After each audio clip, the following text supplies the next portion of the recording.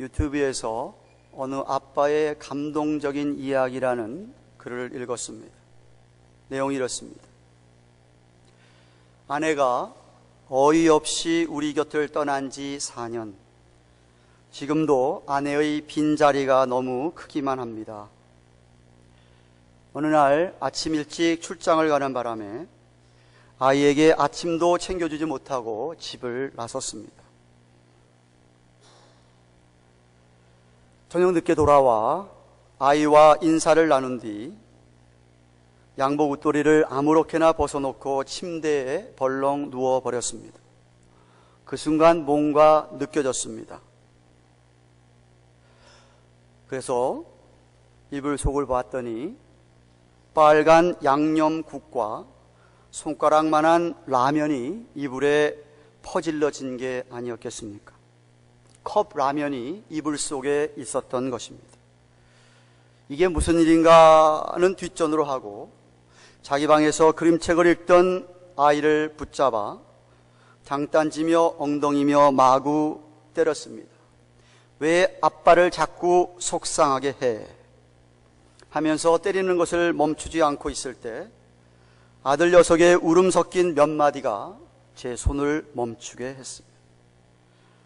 아빠가 가스레인지 스토브의 불을 함부로 켜서는 안 된다는 그런 말을 듣고는 그냥 보일러 온도를 좀 높여가지고 데워진 물을 컵 라면에 부어서 하나는 자기가 먹고 하나는 아빠를 드리려고 식을까봐 이불 속에 넣어둔 것이라고.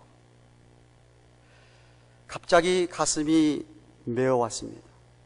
아들 앞에서 눈물을 보이기가 싫어서 화장실에 가서 수돗물을 틀어놓고 펑펑 울었습니다. 1년 전에 그 일이 있고 난 후 저 나름대로 엄마의 빈자리를 채우려고 많이 노력했습니다. 아이가 이제는 7살, 한국 나이로 내년에는 학교 갈 나이죠. 근데 얼마 전에 아이에게 또 매를 들었습니다. 직장에서 일하고 있는데 회사로 유치원에서 전화가 왔습니다. 아이가 유치원에 나오지 않았다고. 너무 다급해진 마음에 회사에서 조퇴를 하고 집으로 왔습니다. 그리고 아이를 찾았죠. 동네를 이잡듯 뒤지면서 아이의 이름을 불렀습니다. 그런데 그놈이 혼자 놀이터에서 놀고 있더군요. 집으로 데리고 와서 화가 나서 마구 때렸습니다. 하지만 단 한 차례 변명도 하지 않고 잘못했다고만 빌더군요. 나중에 한 사실이지만 그날은 부모님을 불러놓고 유치원에서 재롱잔치를 한 날이라고 했습니다. 그 일이 있고 며칠 후에 아이는 유치원에서 글자를 배웠다며 하루 종일 자기 방에서 꼼짝도 하지 않은 채 글을 쓰고 있었습니다. 그리고 또 1년이 지나고 아이는 학교에 진학을 했죠. 그런데 또 한 차례 사고를 쳤습니다. 그날은 크리스마스 이브로 일을 마치고 퇴근을 하려고 하는데 한 통의 전화가 걸려왔습니다. 우리 동네 우체국 출장소였는데 우리 아이가 주소도 쓰지 않고 우표도 붙이지 않은 채 편지를 300여 통 넣는 바람에 연말 우체국 업무가 지장이 많이 된다면서 온 전화였습니다. 그 전화를 받고 난 후에 아이가 또 일을 저질렀다는 생각에 아들을 불러서 또 매를 들었습니다. 아이는 그렇게 맞는데도 한마디 변명도 하지 않은 채 잘못했다는 말만 하더군요. 그리고 우체국에 가서 편지를 받아온 아이를 불러놓고 왜 이런 나쁜 짓을 했느냐고 물어보니 아이는 훌쩍훌쩍 울먹이며 저 멀리 먼 나라에 계신 엄마가 너무 보고 싶어 쓴 편지라고. 그 순간 울컥하며 나의 눈시울이 빨개졌습니다. 아이에게 다시 물어보았습니다. 왜 그럼 한꺼번에 이렇게 많은 편지를 보냈냐고. 그러자 아이는 그동안 키가 닿지 않아서 쏘기만 했는데 오늘 가보니까 손이 닿아서 엄마에게 편지를 보낼 수 있다는 기쁨에 다시 돌아와 그동안 썼던 거 다 들고 갔다고. 아들에게 무슨 말을 해야 주어야 할지 잠시 생각했습니다. 그리고 아이에게 말했습니다. 엄마는 하늘나라에 있다고. 그러니 다음부터 적어서 태워버리면 하늘나라에 계신 엄마가 볼 수 있다고.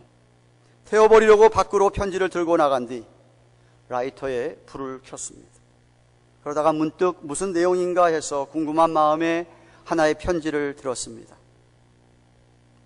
너무 보고 싶은 엄마에게. 엄마, 지난주에 우리 유치원에서 재롱잔치 했어. 근데 난 엄마가 없어서 가지 않았어. 아빠한테 말하면 아빠도 엄마 생각날까봐 하지 않았어. 아빠가 날 찾는 소리에도 나는 그냥 혼자서 재미있게 노는 척 했어.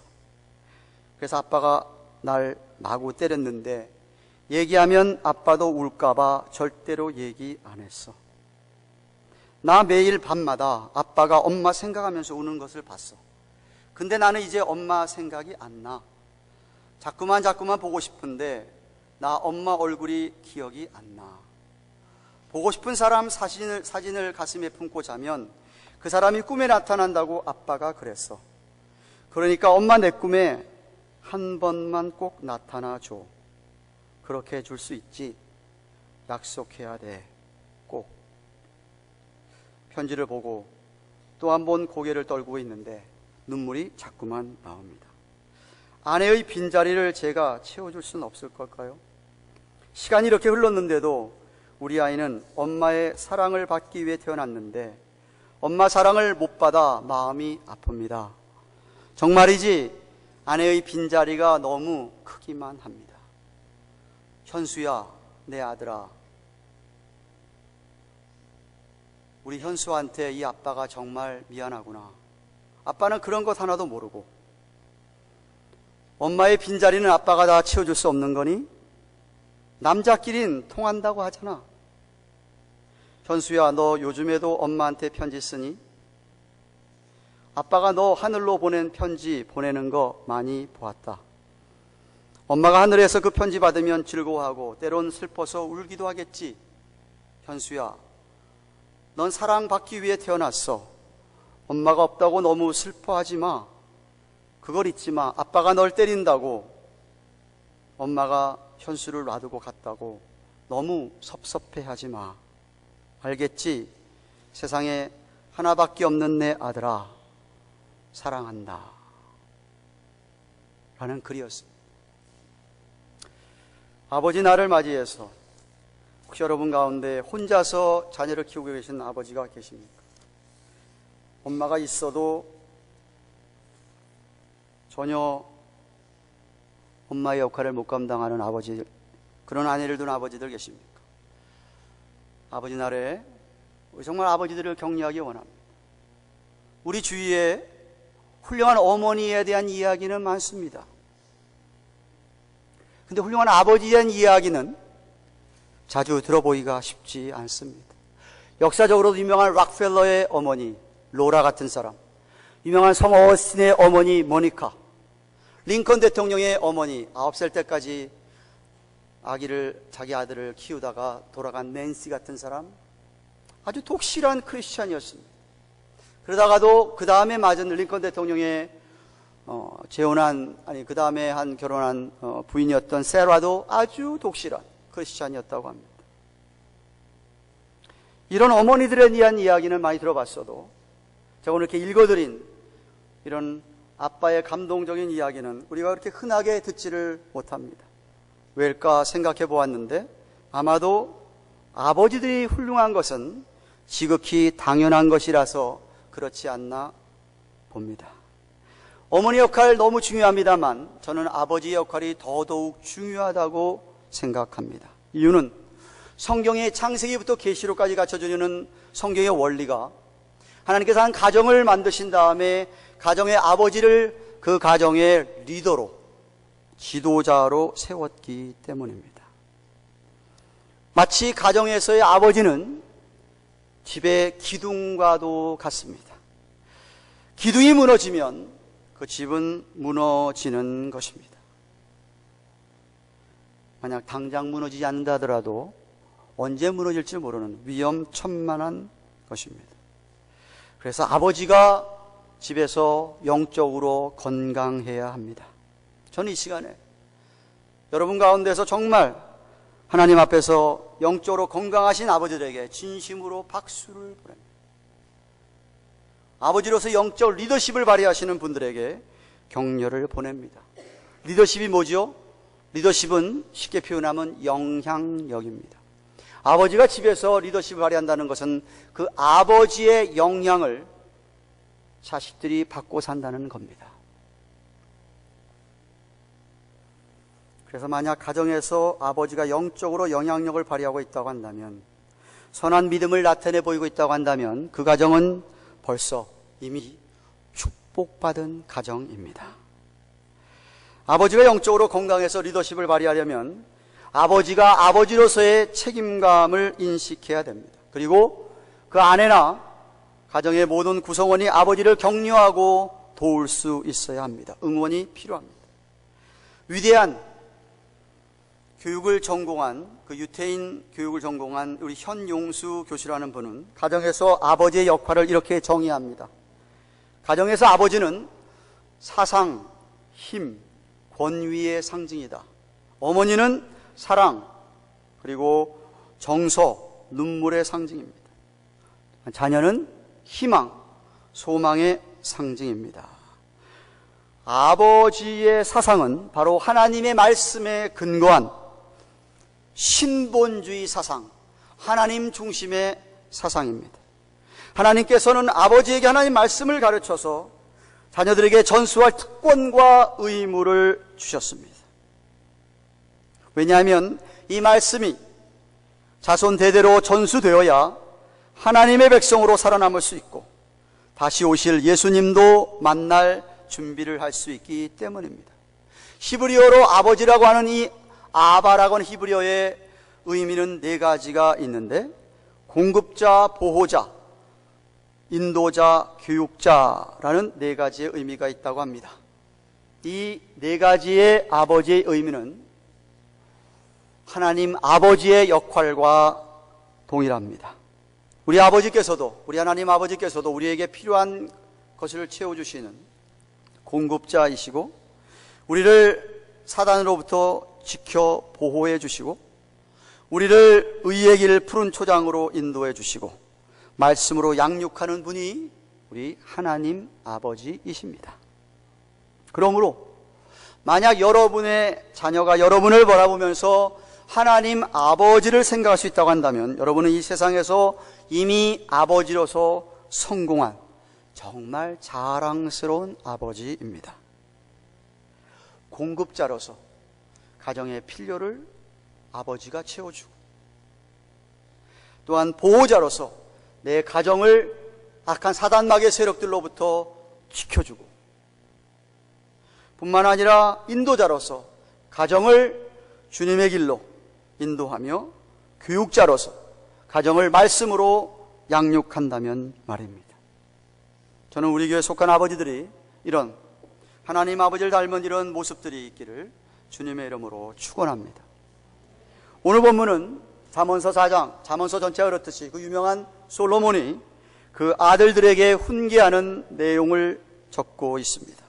솔로몬이 믿음으로 영적 리더십을 발휘하면서 가르치는 내용인데, 오늘날 우리 모든 아버지들이 그 자녀들에게 가르쳐야 할 내용입니다. 첫째, 지혜와 명철에 귀를 기울이고 그 지혜와 명철을 얻도록 가르치라고 말씀하고 있습니다. 1절 말씀을 다시 보실까요? 아들들아, 아비의 훈계를 들으며 명철을 얻기에 주의하라고 했습니다. 잠언서 전체에서 지혜라고 하는, 위스덤이라고 하는 뜻의 의미는 사물의 존재와 본질에 대한 이치라고 정의할 수 있는, 다시 말하면 그런 지식을 가리키는 것이고요. 훈계는 훈련, 디스플린을 의미하며, 명철, 언더스탠딩은 사물에 대한 분별력을, 선악에 대한 분별력을 뜻하는 말입니다.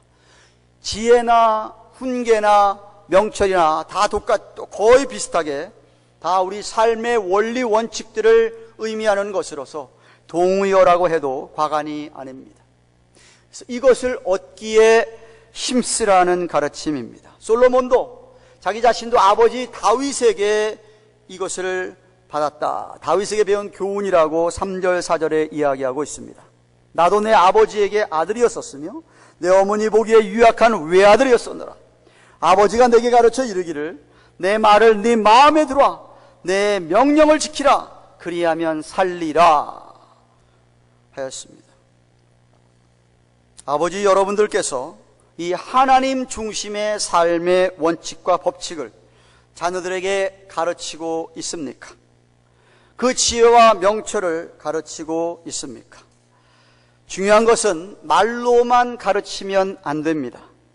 인격적인 가르침이어야 합니다. 그래야 정말 리더십이 발휘될 수가 있습니다. 무슨 말이에요? 인격적인 가르침이라고 하는 것이 아버지가 자녀에 대해서 잘 알고 서로 신뢰하는 가운데 가르치는 말과 행실을 가르치는 겁니다. 그러려면 인격적인 교제가 있어야 합니다. 아버지로서 자녀들과 시간을 함께 보내며 나누는 삶이 있어야 합니다. 이민 생활이 바쁘기 때문에 정말 우리 자녀들과 함께 할 수 있는 시간이 거의 없다고도 할 수 있지만, 그럼에도 불구하고 여러분이 어찌하든지 짤막한 시간이라도 내서 여러분의 자녀들과 함께 해야 합니다. 깊이 있는 교제를 만들어 가셔야 합니다. 안 그러면 여러분 언젠가 후회하게 되십니다. 그저 한마디 말, 두마디 말 던져놓고 아버지 역할 다 했다고 하지 마세요. 내가 돈 벌어서 너 필요한 거, 너 원하는 거 다 사주면서 나 아버지 역할 다 했다고만 하지 마십시오. 정말 자녀들에게 필요한 것이 그런 것일까요? 그것보다도 오히려 자녀들은 여러분의 시간을 요구하는 겁니다. 많은 시간 요구하지 않습니다. 우리 자녀들이 짧은 시간 생활, 이민 생활에서 그렇게 할 수도 없을 뿐만 아니라, 하지만 짧은 시간을 함께 보내는 것에도 의미 있는 시간을 만들면 되십니다. 많은 시간을 아무런 무의미함에게 같이 시간을 보내는 것보다도 짧은 시간조차도 여러분이 의미 있는 말을 주고할 수 있는 시간을 만드셔야 됩니다. 저녁을 함께 먹는 10분의 시간도 아주 소중한 시간입니다. 우리 아이들과 함께 TV를 같이, 축구를 같이 관람하는 것도 아주 소중한 시간입니다. 대한민국, 아이들에게 정체성을 심어주잖아요. 제가 2002년 월드컵 할 때 한국에 있었습니다. 우리 아이들 전부 다 데리고 한국을 나갔었어요. 아이들이 놀랐어요. 길거리에서 그렇게 응원하는 우리 대한민국 국민들을 보고. 그게 아이들 가슴에 아직까지도 있는 거예요.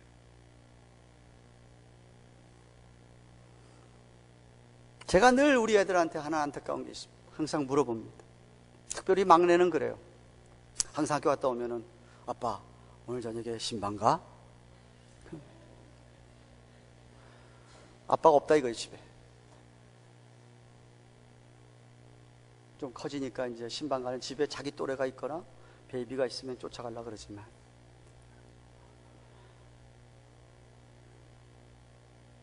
아이들과 좀 의미 있는 시간을 같이 보내십시오. 아니, 무엇보다 중요한 가르침은 본을 보이는 겁니다. 말로만 가르친 것은 오래 남지 않습니다. 그러나 여러분이 몸소 실천하여 보여준 가르침은 오래 남습니다. 자녀들은 부모를 보고 배웁니다. 오늘의 양식, 오늘 날짜 6월 15일 날짜를 읽어보신 분들, 거기에 그런 말씀이 나옵니다. Biologically speaking, 생물학적으로, 과학적으로 아이들이 1살 때부터 12살까지는 눈으로 보고 배운다고 합니다. 거의 모든 80% 이상을 눈으로 보고 배운다는 겁니다. 눈으로 보고, 아버지가 하는 것을 보고 배우는 겁니다. 그 아이들이 뭘 보고 배우느냐는 것이죠. 여러분이 모델이 되고 싶지 않아도 여러분의 자녀들에게 여러분은 모델입니다. 보고 얘기했어요. 이런 우스갯소리가 있어요.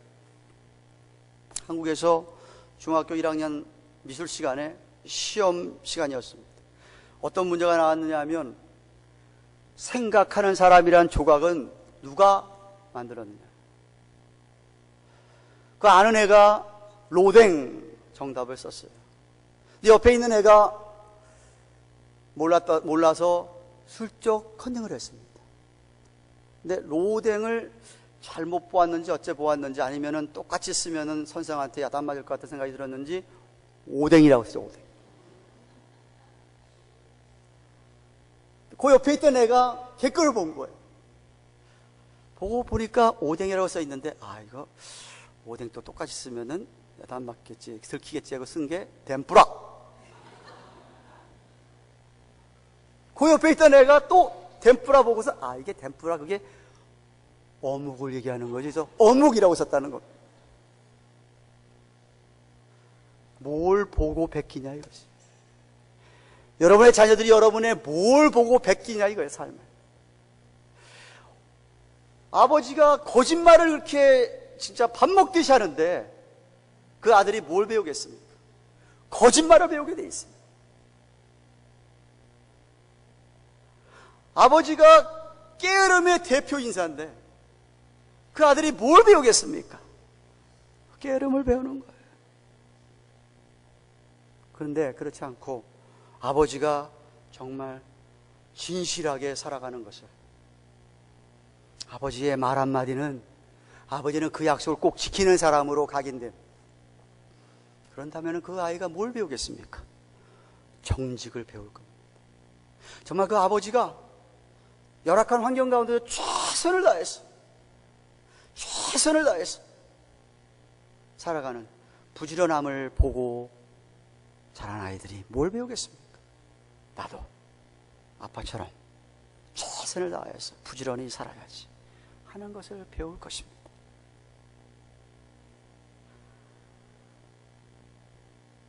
읽은 본문 다음 절 11절에 보면 이런 말씀이 있습니다. 내가 지혜로운 길을 네게 가르쳤으며 정직한 첩경으로 너를 인도하였은즉, 이 말은 무슨 말이냐면 말로 가르칠 뿐 아니라 솔로몬은 생활로 그들을 인도했다.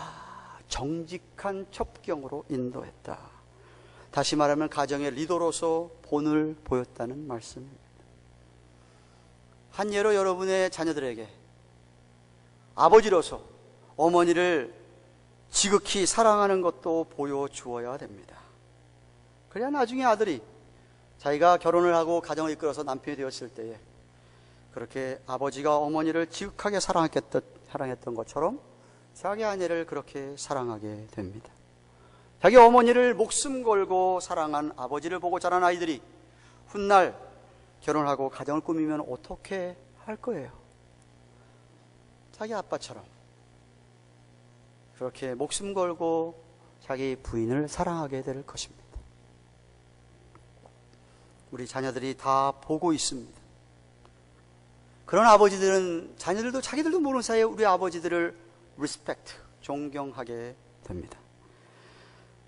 그렇게 여러분들이 멋진 남편으로, 멋진 아버지로 삶을 보여주시기를 바랍니다. 그 이상 좋은 가르침이 어디 있겠습니까? 또한 우리 주님처럼 여러분의 자녀들을 향한 오래 참으심이 좀 필요합니다. 예수님은 야고보와 요한의 그 높아지고자 하는 영웅의식을 보시고도 베드로가 다혈질 기질을 갖고 있어서 성급함과 그런 혈기 보셨음에도, 도마가 의심이 많은 것을 보셨음에도 우리 예수님은 제자들을 포기하지 않으시고 계속해서 소망을 갖고 있었기 때문에 참으며 기다리셨습니다. 그에 비해서 우리들은 너무나 우리 자녀들에게 쉽게 실망하고 포기하려는 모습은 없습니까? 그럴 필요가 전혀 없습니다. 아무리 못나고 연약한 자녀라도 여러분이 인내하시면서 계속 위하여 기도하고 가르치시면 언젠가 뿌린 씨앗이 열매를 낼 때가 있습니다. 소망을 잃지 말고 자주자주 물을 주십시오. 자주자주 비를 주십시오. 자주자주 사랑을 부으십시오. 그러면 그들이 실수할 때가 있고 실패가 있을지라 몰라도 여러분의 그런 사랑을 가지고 칭찬과 격려를 먹으면서 자녀들도 힘을 내고 부모의 기대에 어긋나지 않은 삶을 살려고 애를 쓸 것입니다. 둘째로 예수 그리스도를 알고 가슴에 품고 소망할 것을 가르쳐야 됩니다. 6절부터 9절 말씀 보십시오. 오늘 본문의 아주 요절이 되는 말씀입니다. 뭐라고 얘기합니까? 지혜를 버리지 말라.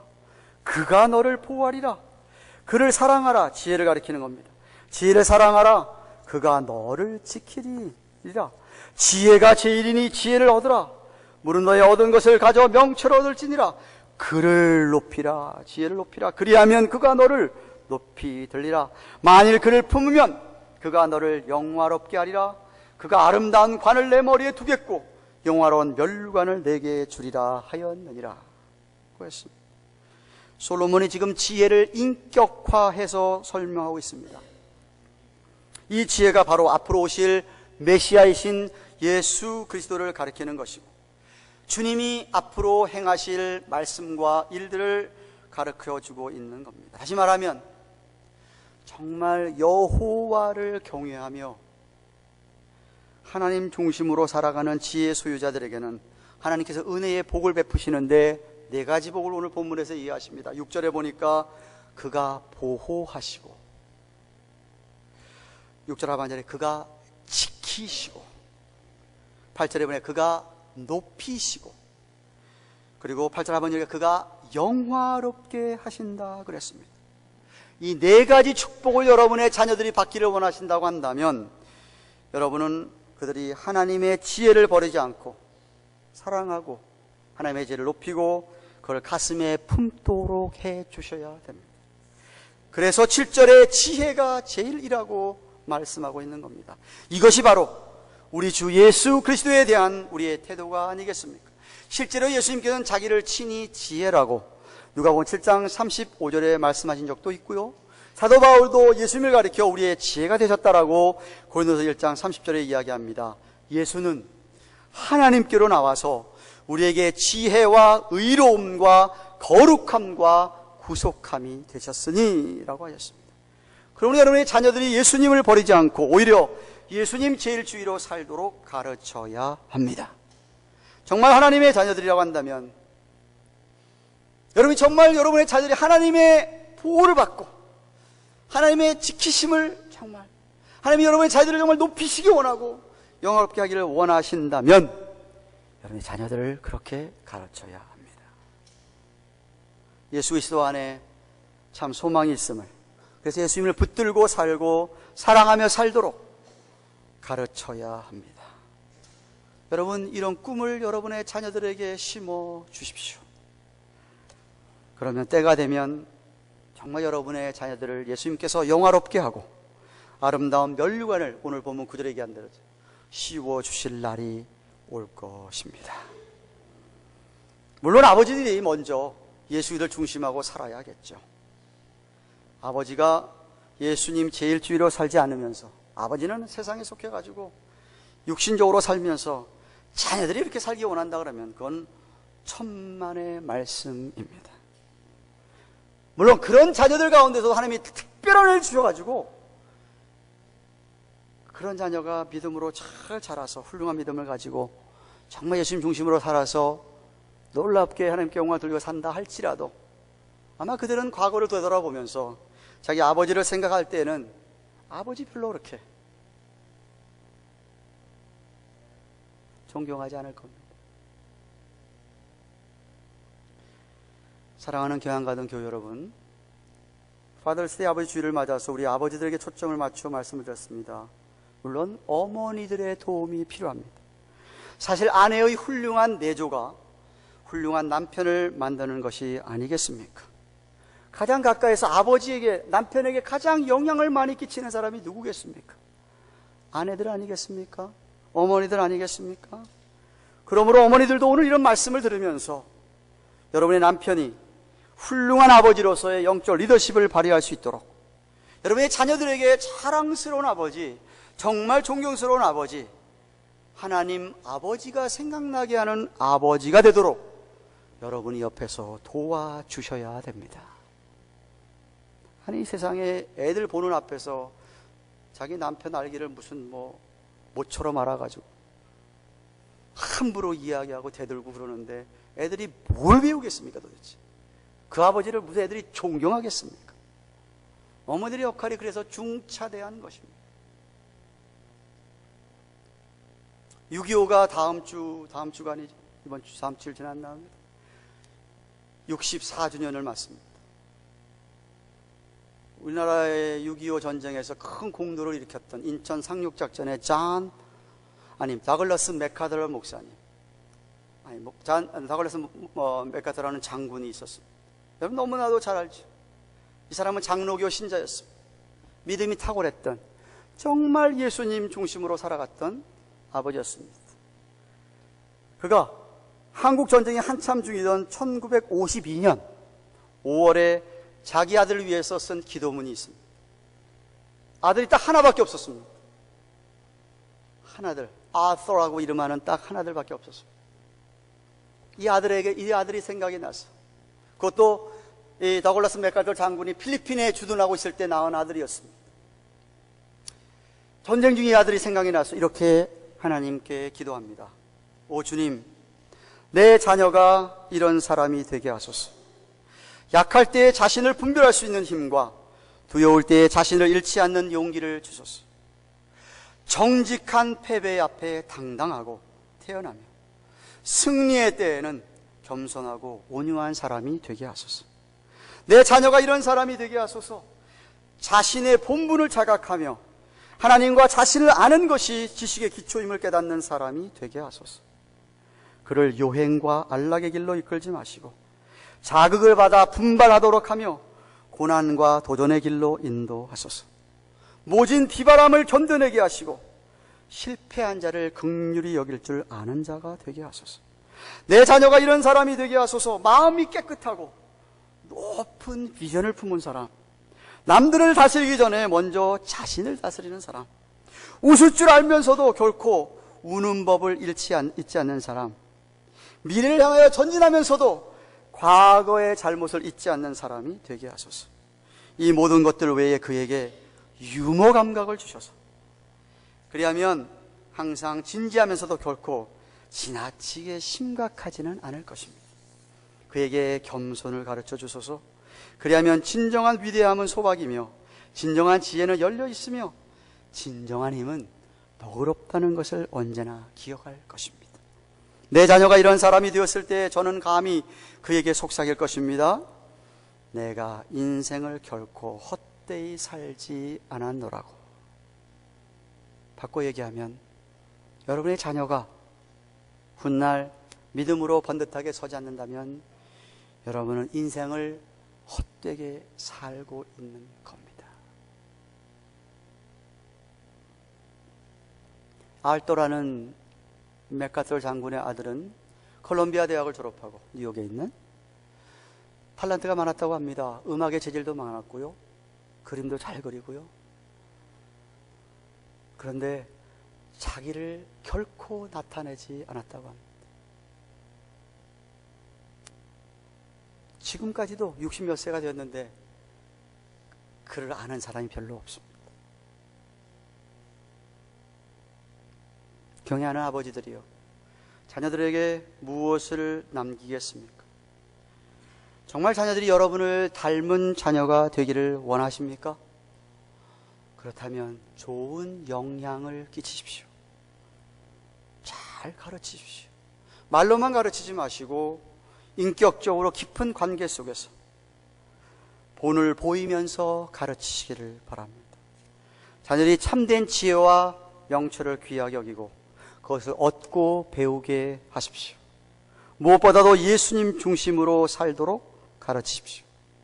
영적으로 건강한 아버지는, 건강한 남편은 예수님 제1주의로 살게 되어 있습니다. 예수님을 아는 일에, 예수님을 경험하는 일에, 예수님을 사랑하고 예수님을 높이는 일에, 그러면서 예수님을 닮아가는 남자입니다. 예수의 닮은 삶의 모습을 통해서 자녀들에게 하늘에 계신 하나님 아버지의 모습을 보여줄 수 있는 남자입니다. 아버지 하나님의 뜻에 순종하기 위하여 십자가에 죽기까지 복종하신 예수님처럼 하나님의 뜻에, 그 말씀에 순종하면서 아내와 자녀를 위하여서 사랑의 수고를 마다하지 않는 남자입니다. 하나님 아버지의 사랑을 듬뿍 그들에게 쏟아 부어 주십시오.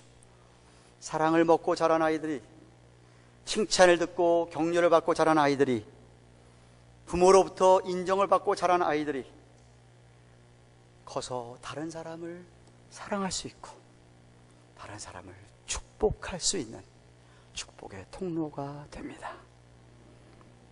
정말 저를 비롯해서 우리 경양가든의 모든 아버지들이 이러한 선한 영적 리더십을 발휘하는 아버지들이 되기를, 날마다 자녀들을 정말 축복하고 사는 그런 아버지들이 되기를 주님의 이름으로 축원합니다.